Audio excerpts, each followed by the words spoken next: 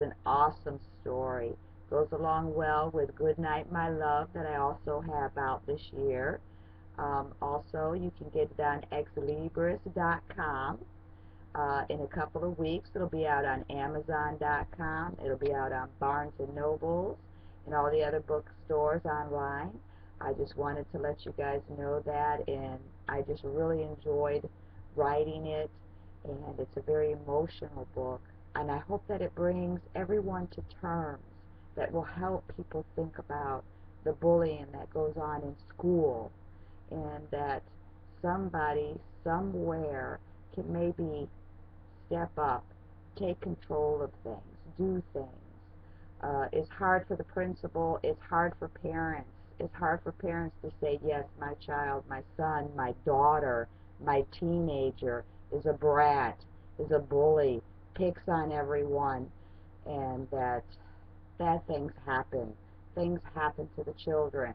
They get hurt, sad, torn apart, totally emotionally drained.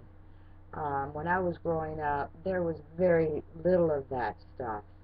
And if there was, it stopped immediately. It was taken care of. We didn't deal with that stuff. We didn't go to school with guns and bats and homemade bombs, and I'm going to kill my bus driver because he told me to sit down and be quiet. Things like that, that it needs to get under control. I wrote the story because it's hard. It's just was in my heart. It's not a happy ending, but it's a good story, a good book. Hello, my friend. I want everyone to get a copy. Everyone. It's in hardback. It's in softback. Read it. Show it to your kids. Teach your children to love, respect, honest, and to treat people the way that they would like to be treated. If anything happens in school, they can't tell you. If they can't tell the principal, tell a friend at school. Tell someone what's going on. Tell someone that can maybe help them. Maybe go to the parents. Maybe go to the principal. Maybe go to the nurse. Who cares? Go to someone. Like I said, I grew up in the 60s. We had fun. We did drugs. We enjoyed each other. We enjoyed life. We enjoyed the friendship. We enjoyed band, and we enjoyed drama, and we enjoyed art class. We didn't go to school with cell phones and computers and is my clothes better than yours? Does my earrings look better than yours? And I want Tom and you can't have John. Uh, we were just so much more mature. And if we were bad, Papa stepped in. Daddy stepped in. Everybody stepped in and put us back in line. I just know that it's a crime. It's a crime that never gets enough attention. It needs to stop. It needs to stop in all schools, no matter where you live. Rich, poor, suburbs, the ghetto. It doesn't matter. Did you come from the streets? It doesn't matter. You can get bullied on the street as well as you can in your own home, as well as you can in school. And it affects these kids. They can't handle it emotionally because they always pick on the ones that are weak. They pick on the ones that they know that are emotionally or mentally not strong. You notice they never pick on the one that they know that can kick their butt. Yeah, that tells you a lot about the kids. Tells you a lot about the teenagers. Yeah, I want the sissies. I want the ones that are meek and mild, the ones that I know I can push around. Hello, My Friend is a story about that. And she's a sweet, wonderful girl.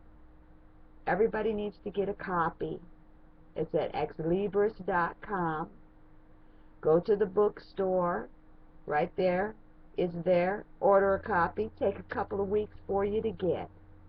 Hello, my friend. And you'll see. You'll understand. I'm very thankful for the time that I grew up. I wish that these children could have what we had. We had church, we had mom, we had dad, we had grandma, we had grandpa, we had the dog, we had the cat. We had all the things that we needed to help us and to keep us in check. Yeah. We had different teachers, different bus drivers. Things were just totally different then. Kids nowadays just seem to be so stressed about school, so stressed about their boyfriends, so stressed about their shoes, so stressed about where they live, that it can actually drive them to want to be mean, to want to not get up to go to school, and if they have to, they go to school and they want to just hurt everyone. You know? I mean, I don't get it. I never went to school thinking I wanted to kill all of my classmates. I want to kill all my teachers. It's a bad thing. It's a bad thing. It's a crime. It's a crime of the heart. It rips families apart when their children die. When their children come home crying. When they go to the school and it's hard for the principal and it's hard for everyone to deal with it. So it's better to close their eyes and not see it. I see a lot. I'm an emotional person. I try to put all my things down on paper and pen all my life. All my life I have. But my eyes are open as well as they are closed. I have one child. She's 20 years old. I have a grandson that I care for, that I take care of. And I tell you what, I keep them in check. And if anybody was to harm them or to bully them, I would be there in a heartbeat, in a minute. And that's what all of you need to do. If all of you parents need to get together without the school, without the principal, without the counselors, without the nurses, do it. Sit down. Get the kids there. Get them together. Try to find out what their problem is.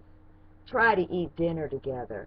Maybe, if you can, I know I work too for a living, and I write for a living. It's hard to have the family meal. It's hard to pay the bills. It's hard to get to work. It's hard to get up in the morning. And then it's hard to deal with the child. And the child is always there, so you buy them a computer. You get them a video game. You get them a cell phone. You get the little babysitter. Get them a bike. Take them on a picnic.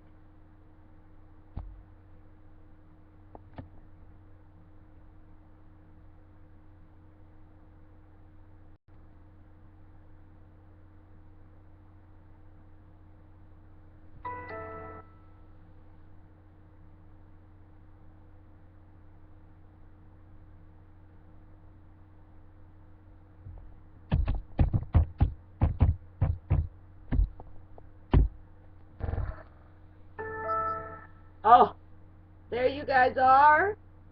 I got lost there for a minute. It just kind of bleeped out on me. I guess I'm talking way too much. I love all of you. Go to church. Teach them how to sing. Teach them communion. Teach them confession. Teach them the rosary. Teach them those things whenever you can find the time. Even if it's just a walk around the block. Maybe you'll open up to each other. I talk to my daughter all the time. I drive her crazy, but I talk a lot anyway. Must be the French in me. I'm French and Indian. That's where my temper comes from. The Indian, I think. I don't know. I'm like my father. I adore the man. I love him. He was a good father and a good mother. An awesome man. He raised me and my sister. A good man. I learned a lot from this person. I want all of you just to hug your kids, hug your wife.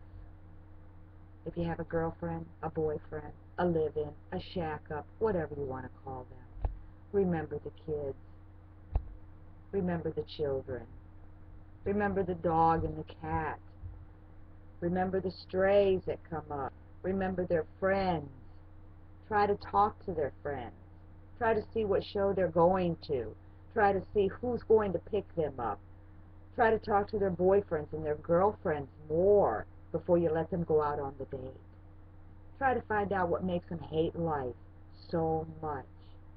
that they want to go to school with a gun, a knife, a homemade bomb that they learned how to make on this internet, which is a very sad thing.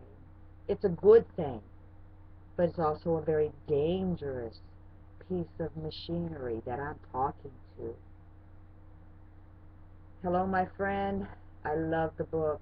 I love the story. I love all of you and the kids. My daughter's out of school, but my grandson is going to be going to school when he's 5 years old. And I tell you what, if anything were to happen, I would be up there in 1 second, and I would handle the situation if the school district couldn't. Okay? We don't need police officers in our schools. We don't need dogs in our schools. I don't care where you come from, the ghetto, the rich, the poor. The rich have the same problems. Everybody has the same problems, just one has more money than the other. Okay? Life's going to hell in a handbag, and we need to do something. And I hope that somewhere out there with something that I say, something that I write, my stupid little videos, will touch someone. They'll look at me and go, hey, wait a minute. Maybe this crazy lady, Tanya Jagir, does know something, even if it's this much. This much. Okay? Listen to me. If you don't want to listen to me, listen to the priest. Listen to your wife. Listen to your girlfriend. I never listen to my husband. I'm divorced. Okay?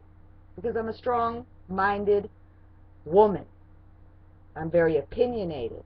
I do a lot of things, say a lot of things. Things just come out of my mouth that shouldn't come out. I talk sometimes before I think.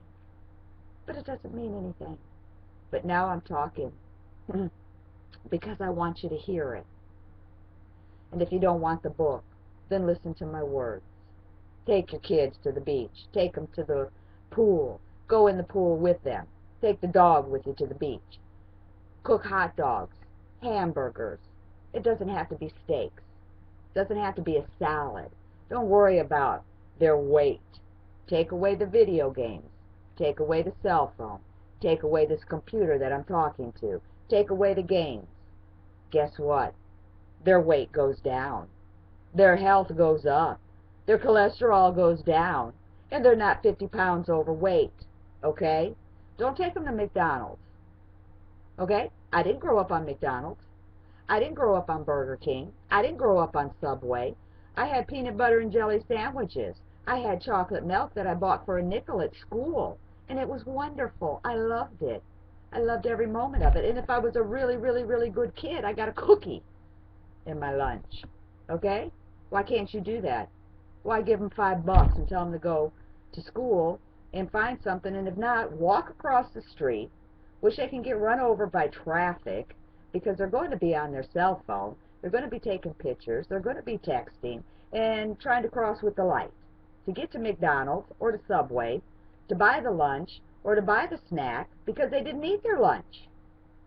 Duh! It doesn't take a genius to know these things. Yes, schools upset me now. They're worried about TOS tests. They're not worried about teaching things that need to be taught. Okay? Teachers have a curriculum that they have to follow, but they also need to teach other things to the children. They're not babysitters.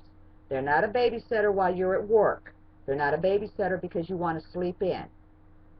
They're doing their part. We have to do our part. And yes, I slapped my daughter. And I love her to death, and she loves me to death. We're very close. Very close, and I'm very happy for that. And she was raised up in the church. Until she got old enough to tell me, no, I'm not going. But she still knows things. She still remembers God. She still remembers love. She still remembers a little spanking that she got when she was young and always tried to bite me. But she's a good girl. And I want my grandson to come home from school and not be afraid. I don't want him to go into the principal's office and say some 10-year-old child is bullying him, or picking on him, or calling him bad names, or taking his lunch, or pushing him around in the hall. Because you know what? That child then needs to be removed from that school. The parents need to be called in. something needs to be done. I mean, don't abuse the child, don't beat the child. Find out what's wrong. Find out what has happened in that little kid's life to make them so angry that they have to take it out on the kids.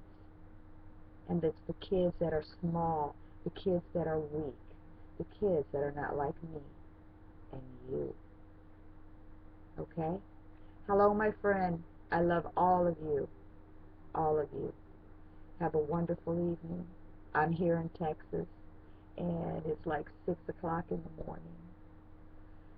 Get some rest. School's going to start. Summer's almost gone. Try to enjoy it. Try to connect with the boys and the girls, your daughters, your sons, your nieces, your nephews, all of them. Don't single anybody out. Get a bike. Go for a walk. Tell them to go outside. My father used to say, read a book if you're bored. Tell them, read. School's here. Time to learn. Time to learn how to read, spell, write, arithmetic. Okay? Anyway, I love you all. Hello, my love is out. Hello, my friend is out. And check it out. You might really be interested in it. Maybe you could learn something. I have. I'm 52 years old, and I've learned a lot about life in such a short period of time.